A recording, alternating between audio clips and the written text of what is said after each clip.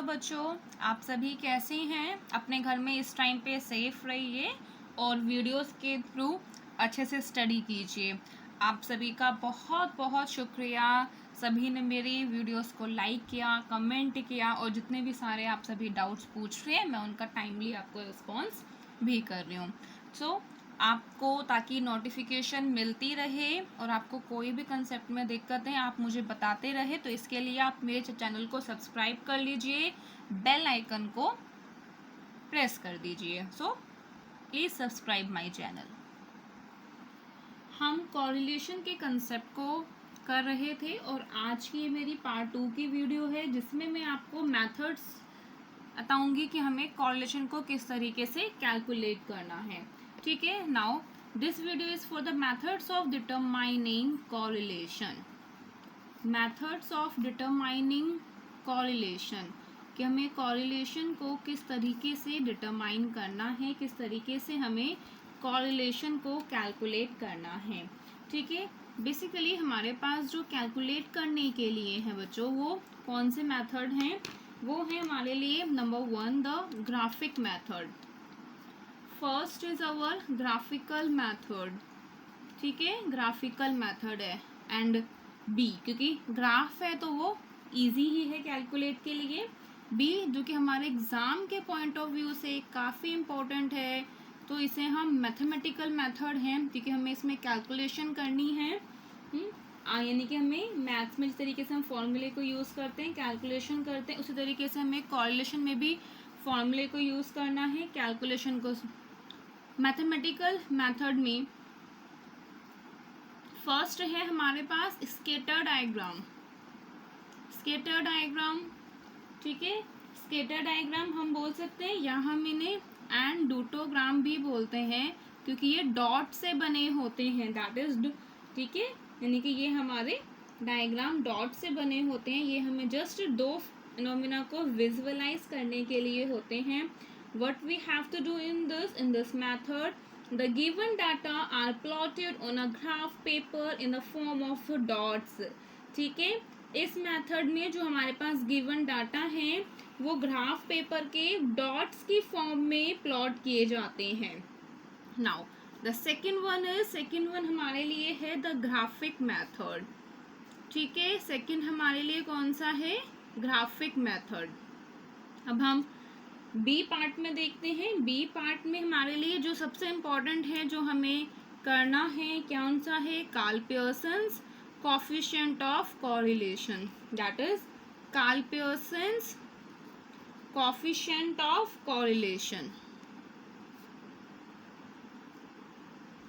Now the second one is our Spearman's ranking method. So आपके exam में इन दो में से फर्स्ट और सेकंड में से मेनली हमारे एग्जाम में टॉपिक्स कोरिलेशन के कवर हो जाते हैं। Next one is our the concurrent deviation method. Next one is concurrent deviation method and the fourth one is method of least square. That method is also known as our regression. ठीक है, sorry, this is method of least square, इसे हम method of least square बोलते हैं। ठीक है, यानी कि हमारे लिए कोरिलेशन को डिटरमाइन करने के लिए दो मेथड्स हैं। कौन कौन से, first one is our the graphic method, ये हमारा फर्स्ट वन ग्राफिक मेथड है and the second one is our mathematical method. और कौन सा हमारे लिए इम्पोर्टेंट है, यानी कि कार्ल पियर्सन्स पियर्समैन्स हमारे एग्जाम के पॉइंट ऑफ व्यू के लिए काफ़ी इम्पोर्टेंट है। पर हमें थ्योरी के पर्पस में अगर आ जाता है कि हमें कौन कौन से मेथड्स हैं तो उनके लिए हमें स्केटर डायग्राम और डोटोग्राम के बारे में भी पता होना चाहिए। तो देखिए फर्स्ट वन जो है बहुत सिंपल है, बहुत इजी है। ठीक है, जो फर्स्ट पार्ट में बता रही हूँ that is the scatter diagram. ठीक है, उनको फर्स्ट सेकेंड, ठीक है, थर्ड फोर्थ फिफ्थ आप ऐसे भी कर सकते हैं। सो ठीक है, अब है थर्ड डायग्राम, यानी कि various forms of the scatter diagram हमें डायग्राम्स में रिप्रेजेंट करना है। अगर मेरे पास डायग्राम्स पे जो पोजीशंस हैं किस टाइप से आती हैं, देखिए क्योंकि मेरे लिए कौन से वेरिएबल्स हैं, मेरे लिए वेरिएबल्स हैं एक्स एंड वाई। ठीक है, एक्स वेरिएबल्स हैं और वाई वेरिएबल्स हैं।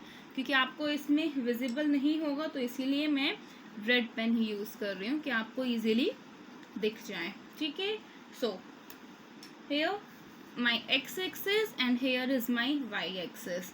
ये क्या, यानी कि एक्स और वाई के बीच के मैंने रिलेशन को रिप्रेजेंट कर रही हूँ, और इन सभी को यानी कि जो भी उन्हें ग्राफ को यानी कि हमें जो पॉइंट्स हैं उन्हें फ्रेम करना है। ठीक है, as many as obtains as a number of the observation, यानी कि जितनी नंबर ऑफ ऑब्जर्वेशंस होंगी उनके हमें पॉइंट्स को इनमें क्या करना है, शो करना है।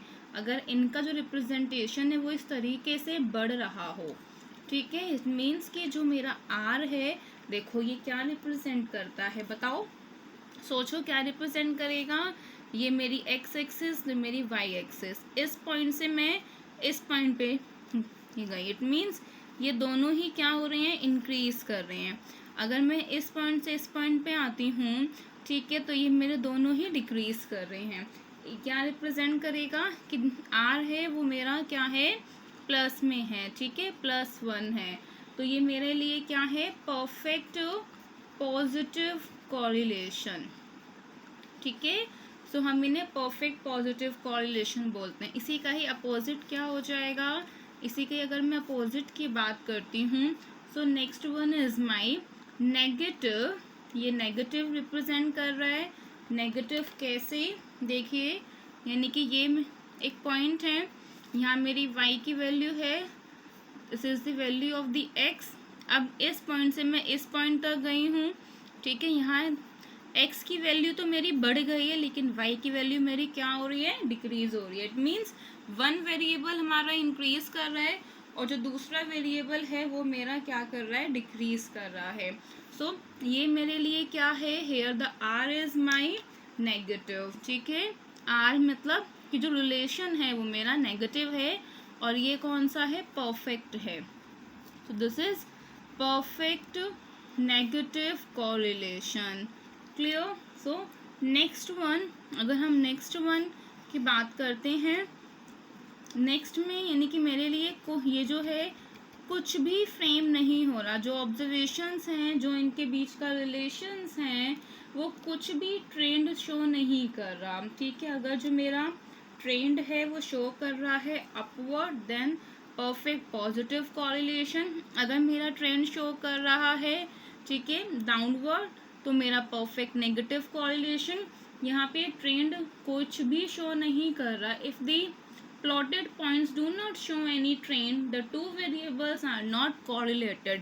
it means कि जो दो variables हैं वो आपस में एक दूसरे से correlated नहीं है, तो हम इन्हें बोलते हैं that is absence of correlation और no correlation. it means कि इनके बीच में कोई भी relationship नहीं है। क्लियर।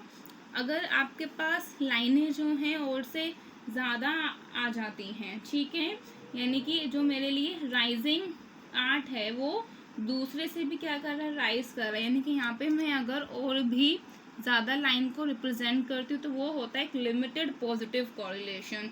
सो मेनली हमें इतने ही जो ये डायग्राम्स में है इन्हें समझना है, और देखिए कितना सिंपल है इन्हें। ठीक है, सिर्फ हमें इनके ट्रेंड्स को एनालाइज करना है कि जैसे आपके पास x की वैल्यूज़ गिवन होंगी, y की वैल्यूज़ गिवन होंगी, what we need to do, हमें उन्हें यानी कि प्लॉट करना है। एंड देन प्लॉट करने के बाद सिंपली हमें देखना है कि उनके जो ट्रेंड है वो अपवर्ड है या वो डाउनवर्ड है। सो नेक्स्ट है हमारे पास यानी कि ग्राफिक मेथड। बहुत सिंपल है ये मेथड भी। ठीक है, ग्राफिक मेथड में हमें क्या करना होता है, हमें ग्राफ में शो करना है, कर्व्स फ्रेम करने हैं। ठीक है, कर्व्स में हमें क्या करना होता है कि हमें ये देखना है कि दोनों की अगर डायरेक्शन सेम है, ठीक है, अगर दोनों की सेम डायरेक्शंस में मूव कर रहे हैं इसका मतलब कि पॉजिटिव कोरिलेशन है। अगर दोनों की जो डायरेक्शन है वो क्या कर रही है, यानी कि नेगेटिव, यानी कि मीन्स अपोजिट में है, तो वो नेगेटिव है।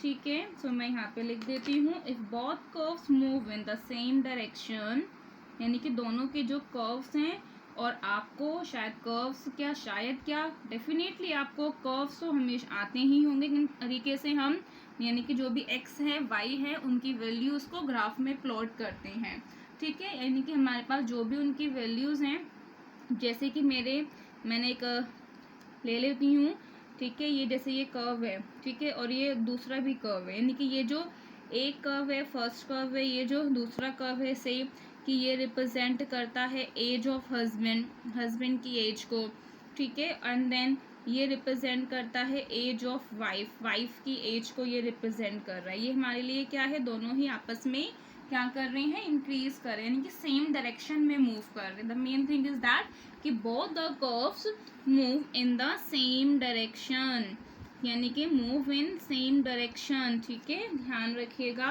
किस में मूव कर रहे हैं, ये सेम डायरेक्शन में मूव कर रहे हैं। अगर दोनों ही सेम डायरेक्शन में मूव करेंगे that is parallel to each other, यानी कि एक दूसरे के क्या हैं, पैरेलल हैं, that is parallel to each other. चाहे वो दोनों अपवर्ड हो चाहे वो डाउनवर्ड हो, यानी कि चाहे वो इंक्रीज करे चाहे वो डिक्रीज करे, मेन थिंग इज कि वो उनका क्या है, डायरेक्शन बिल्कुल सेम है। सो हम उन्हें क्या बोलेंगे, दैट इज पॉजिटिव कॉरिलेशन। वो क्या रिप्रेजेंट करेगा, वो हमें रिप्रेजेंट करता है पॉजिटिव कॉरिलेशन को। और इसका अपोजिट क्या होगा, अगर दोनों ही कर्व मूव करते हैं, this is first one, this is the second, here I am writing if both curves move in the opposite directions, ठीक है। अगर जो दोनों ही कर्व हैं वो मेरे अपोजिट डायरेक्शन में मूव करते हैं, अपोजिट का मतलब क्या हो गया है, दिस इज अपोजिट डायरेक्शंस में मूव कर रहे हैं, मतलब अपोजिट का एक इंक्रीज है तो दूसरा क्या हो रहा है, डिक्रीज हो रहा है, ठीक है। यानी कि दोनों क्या है, आपस में उनका जो रिलेशन है वो नेगेटिव है, तो ये क्या रिप्रेजेंट करता है, मेरा नेगेटिव कॉरिलेशन को, ठीक है। आई होप आपको इतना सब कुछ अभी तक बिल्कुल इजी कंसेप्ट से मैंने आपको समझाया है, समझ में आ गया होगा। सो नेक्स्ट हम करते हैं मैथमेटिकल मेथड में। The number 1 is Karl Pearson's coefficient of correlation. Karl Pearson's coefficient of correlation, हमें कार्ल पियर्सन्स के कोएफिशिएंट ऑफ कॉरिलेशन को करते हैं, ठीक है। The Karl Pearson's method is the most widely method in practice and is known as Pearsonian coefficient of correlation, क्योंकि जो Karl Pearson's का मेथड है वो हमारी प्रैक्टिस में मोस्ट वाइडली यूज्ड मेथड है, और इसीलिए हम इसे पियर्सन्स कोएफिशिएंट ऑफ कॉरिलेशन बोलते हैं। क्यों, क्योंकि इस मेथड ने मैग्नीट्यूड को मेज़र करता है दो वेरिएबल्स की लीनियर रिलेशनशिप के लिए, ठीक है। So this method is also known as, it means हमारे पास इसके और कौन कौन से नाम है, क्योंकि कार्ल पियर्सन्स ने ही इस मेथड को बनाया था, ठीक है, इन्वेंट किया था। सो हम इसीलिए इसी के ही नाम से यानी कि पर्सोनियन कोएफिशिएंट ऑफ कॉरिलेशन रिप्रेजेंट करते हैं। इसे भी दूसरे नाम से भी बोलते हैं, and this is also known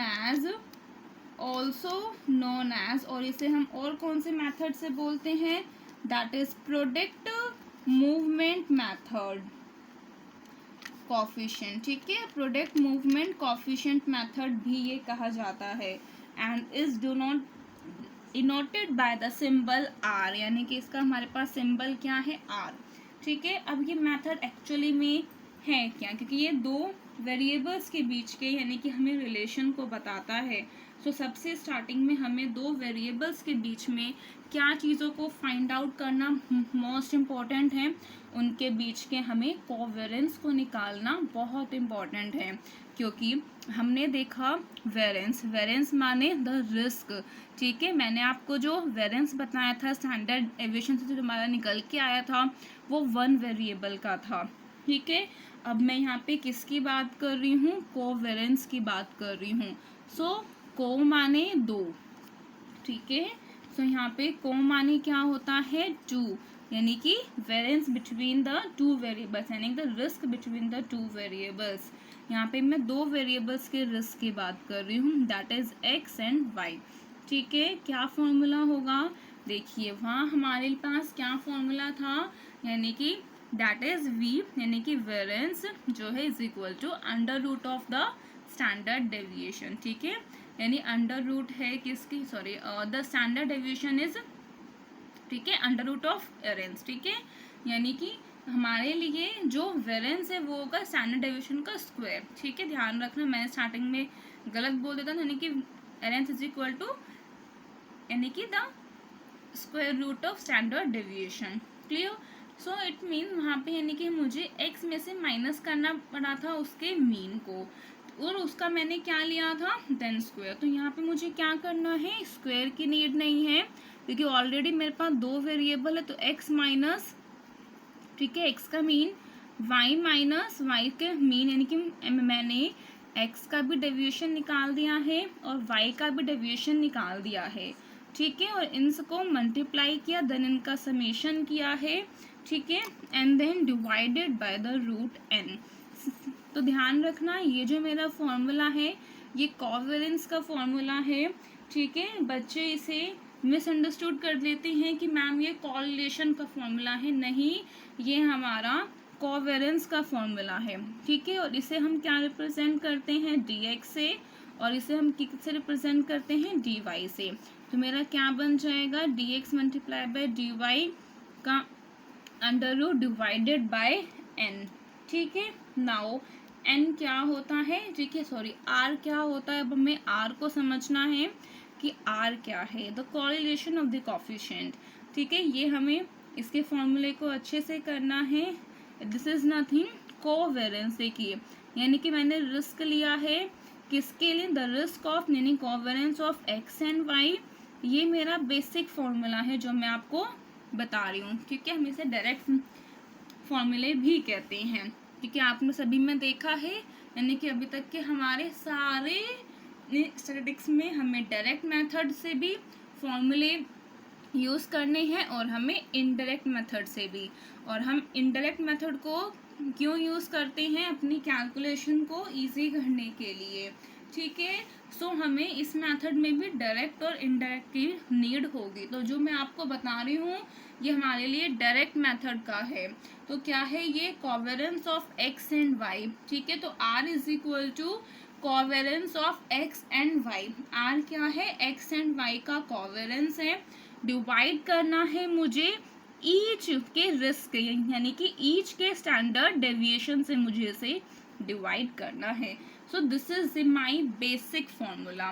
clear, ठीक है, जैसे कि मैंने अभी आपको बताया कि स्टैंडर्ड डेविएशन क्या है मेरा, यानी standard deviation is my under root of variance, या variance is my square root of, sorry square of standard deviation.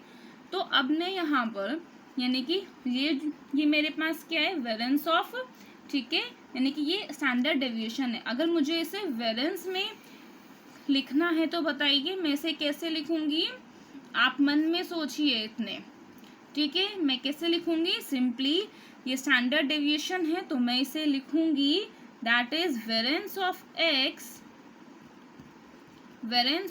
x multiply by variance of y। ठीक है, x का वेरिएंस मल्टीप्लाई करना है किससे, वेरिएंस ऑफ y से। देखिए ये बेसिक फॉर्मूला है, बेसिक फॉर्मूले से मैंने इस फॉर्मूले को क्या किया, डिराइव किया। ठीक है, ये बहुत इजी है, इसमें से कुछ भी नहीं है। अब देखो मैं इसी को रिप्रेजेंट कर देती हूँ दूसरे मेथड से। ठीक है, मैं इसी फॉर्मूले को रिप्रेजेंट कर रही हूँ। कैसे, ये मेरे लिए क्या है, covariance of x and y। x and y का क्या, कोवेरिएंस, यानी अभी मैंने इसको देखा क्या हो गया, यानी dx dy को मल्टीप्लाई किया, उसका summation divide by the n। ठीक है, एंड देन इसे मैंने सेम पुट कर दिया। तो बताइए एक और फॉर्मूला मेरा इससे डेराइव हो गया। तो क्या ये सारे फॉर्मूले एक हैं, यस बिल्कुल ये सारे फॉर्मूले एक हैं, क्योंकि एक से ही यानी क्या हुए हैं, ये सारे फॉर्मूले डेराइव हुए हैं। अब हमें क्या करना है, अब हमें इसको वन बाय वन यानी कि इन सभी फॉर्मूले को एक्सपैंड करना है, यूज़ करना है। हम इस फॉर्मूले को भी क्या कर सकते हैं, एक्सपैंड कर सकते हैं। मैं स्टैंडर्ड डेविएशन को भी एक्सपैंड कर सकती हूँ। देखिए कैसे, अब मेरा इस फॉर्मूले से ये फॉर्मूला भी डिराइव हुआ। कैसे हुआ देखते हैं। देखिए dx dy का समीशन मैंने मल्टीप्लाई के उसका समीशन लिया। एन तो सेम क्योंकि एक्सपैंड नहीं हो सकता। अब क्या होगा कि मैंने स्टैंडर्ड डेविएशन को मैं सिंपल कर देती हूँ। क्या होता है स्टैंडर्ड डेविएशन, यानी x माइनस मीन का होल स्क्वायर का summation divide by the N. क्योंकि हम ये डायरेक्ट मेथड में अप्लाई कर रहे हैं तो मैंने भी एस डी का डायरेक्ट फॉर्मूला ही अप्लाई करूँगी। सो मैं इसे ऐसे भी लिख सकती हूँ, यानी dx का होल स्क्वायर, ठीक है, देन उसका समेशन डिवाइड बाय n का होल अंडर रूट। क्योंकि dx क्या है, dx मैंने लिए x माइनस यानी कि उसका मीन, तो बात तो वही है। अब मैं इसे दोबारा से लिख सकती हूँ, ठीक है, dy का स्क्वायर का summation divide by the n। अब यहाँ ये इससे मेरे पास ये फॉर्मूला आया।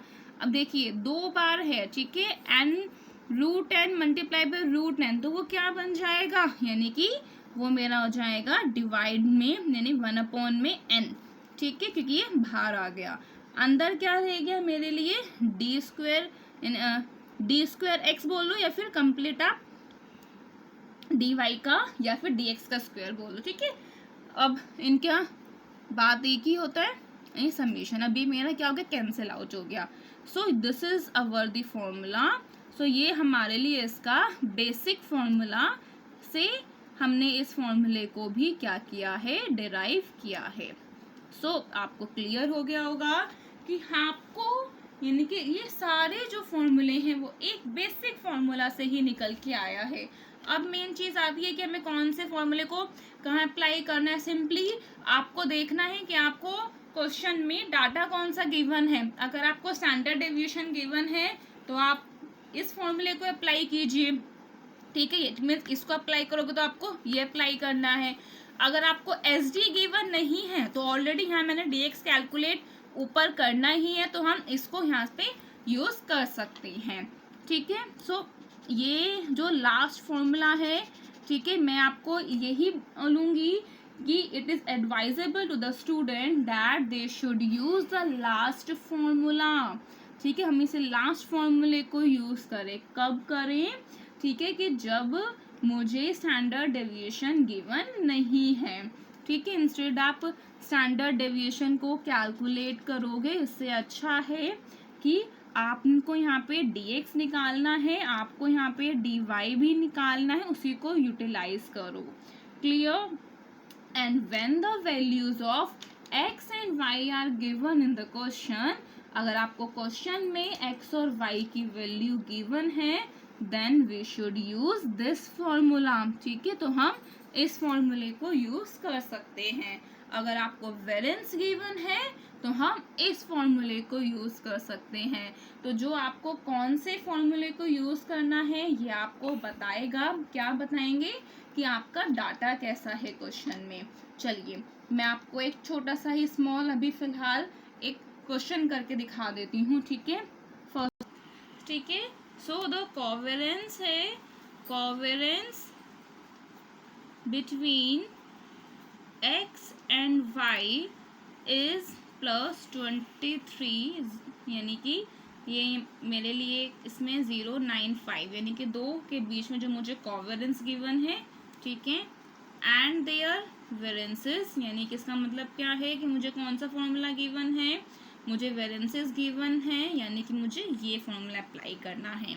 उनके वेरिएंसेस भी मुझे गिवन है, ठीक है, एंड देयर वेरिएंसेस कितना है, फर्स्ट में लिख लो 525 एंड देन सेकंड में मेरे साथ साथ क्वेश्चन सॉल्व कीजिएगा, कॉपी पेन लेके करिएगा, आपको काफ़ी हेल्प मिलेगी।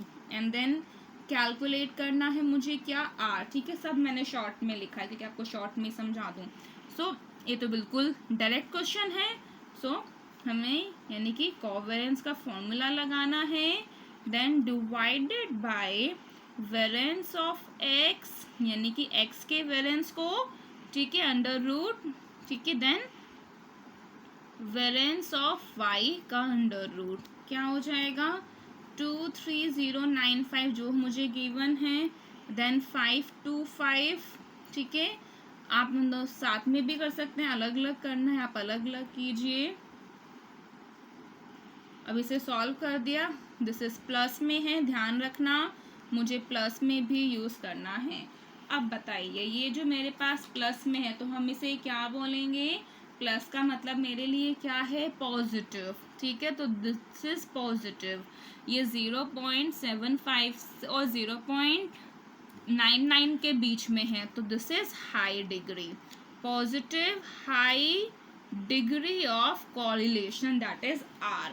क्लियर, आपको ये समझ में आया है, और क्योंकि मैंने बहुत ही सिंपल लिया है फिलहाल तो, ठीक है। अब मैं आपको एक दूसरा कराती हूँ, दूसरे में अब आप उसमें थोड़ा सा हमें क्या करना है, दिमाग लगाना है, हमें फाइंड आउट करना है दूसरी चीज।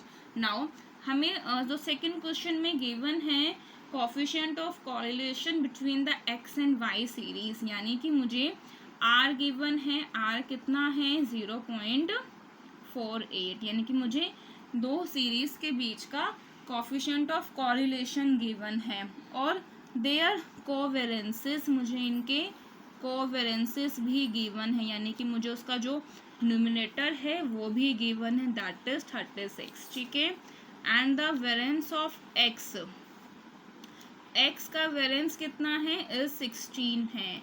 फाइंड द स्टैंडर्ड डेविएशन, यानी कि मुझे स्टैंडर्ड डेविएशन फाइंड करना है ऑफ वाई सीरीज। देखिए ठीक है, सब कुछ हम इसमें है तो मुझे फॉर्मूला अप्लाई करना है। अब मेन चीज़ आती है कि मुझे इसमें निकालना फॉर्मूला कौन सा, क्योंकि मुझे वेरिएंस गिवन है, तो क्यों ना मैं पहले वेरिएंस का लगा देती हूँ इसमें फॉर्मूला, ठीक है।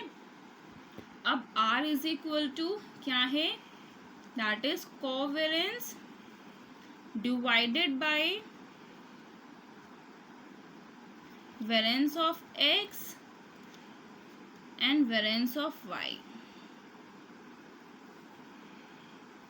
क्लियर, अब देखिए यानी कि मुझे, ठीक है, ये सब गिवन है, r की वैल्यू 0.48, कोवेरेंस कितना है 36। अब देखिए अब है, यानी कि मुझे 16 गिवन है, x का तो गिवन है, किसका निकालना है मुझे, y का निकालना है। तो मैं इसे, ठीक है, यानी कि ये जो मेरा एंटायर पार्ट होता क्या है एक्चुअल में, ये under root of variance y है, ये एक्चुअल में मेरा पार्ट होता है, बताइए सोचिए, स्टैंडर्ड डेविएशन। सो मैं इसे पहले सिंप्लीफाई कर लेती हूँ, सो दिस इज माई 36, ठीक है। ये मेरे लिए कितना हो गया है 4 multiply by standard deviation of y। अब स्टैंडर्ड डेविएशन ऑफ y वहाँ जाएगा, हमें इन्हें सिंप्लीफाई करना है, तो ये मेरे लिए आंसर क्या निकलेगा, ठीक है, आप निकाल लीजिएगा, उन्हें सॉल्व कीजिएगा। सो आंसर निकलेगा 18.75, ठीक है। तो देखिए कितना इजी है, जो मेरे पास स्टैंडर्ड डेविएशन ऑफ y भी मैंने कैलकुलेट कर दिया। सो हमें कोई भी मेथड के आ सकते हैं और हमें किसी को भी कैलकुलेट करना चाहिए। आई होप आपको आज की वीडियो में कोरिलेशन का कंसेप्ट क्लियर हो गया होगा, और मैं आपको नेक्स्ट वीडियो में इनके क्वेश्चन समझाऊंगी और हमें किस तरीके से अलग अलग मेथड्स में फॉर्मूले को और यूज़ करना है। Thank you. मेरे मोटिवेशन को बढ़ाने के लिए तो मेरे चैनल को सब्सक्राइब कीजिए, मेरी वीडियोस को लाइक कीजिए और बेल आइकन को दबाना मत भूलिएगा।